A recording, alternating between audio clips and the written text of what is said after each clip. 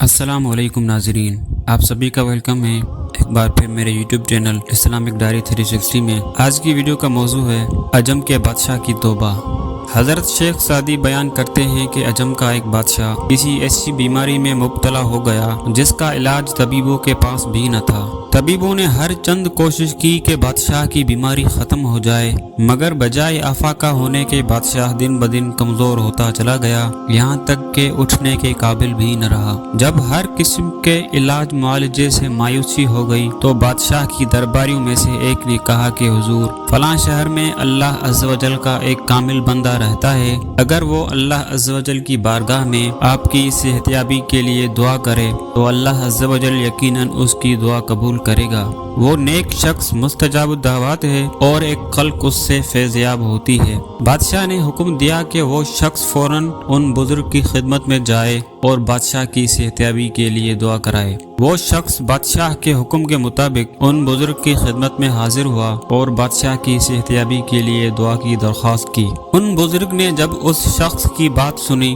تو غصے میں آ گئے اور کہنے لگے کہ میری دعا اسے کس طرح فائدہ پہنچا سکتی ہے جبکہ وہ ساری زندگی مظلوموں پر ظلم کرتا رہا ہے، اور جس نے اللہ عز و جل کی مخلوق پر رحم نہیں کیا اس پر اللہ عز و جل بھی رحم نہیں کرتا۔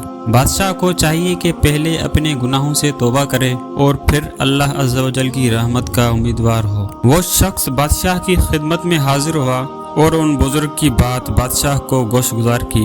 بادشاہ کو توبہ کی توفیق نصیب ہوئی اور اس نے تمام بے گناہ قیدیوں کو قید سے آزاد کر دیا اور مساکین و فقراء کے لیے اپنے خزانوں کے منہ کھول دیے۔ جب ان بزرگ کو بادشاہ کی توبہ اور اس کی سخاوت کا علم ہوا تو انہوں نے وضو کیا اور 2 رکعت نماز ادا کی اور پھر ہاتھ اٹھا کر بادشاہ کی صحتیابی کے لیے دعا کی۔ ابھی ان بزرگ کی دعا ختم نہ ہوئی تھی کہ اللہ عز و جل نے بادشاہ کو صحتیابی عطا فرمائی اور ان کا مرض بھی جاتا رہا۔ اب بادشاہ بالکل تندرست انسانوں کی مانند زندگی گزار رہا تھا۔ ان بزرگ نے بادشاہ کو نصیحت کی کہ اے بادشاہ، اللہ عز و جل نے تجھے معاف کر دیا ہے، اب تجھ پر لازم ہے کہ اب تو محتاط زندگی بسر کر، کیونکہ بار بار گرنے والا بالآخر سنبھلنے کے قابل بھی نہیں رہتا۔ بس اب تو احتیاط سے کام لے اور کسی کی حق تلفی نہ ہونے دے۔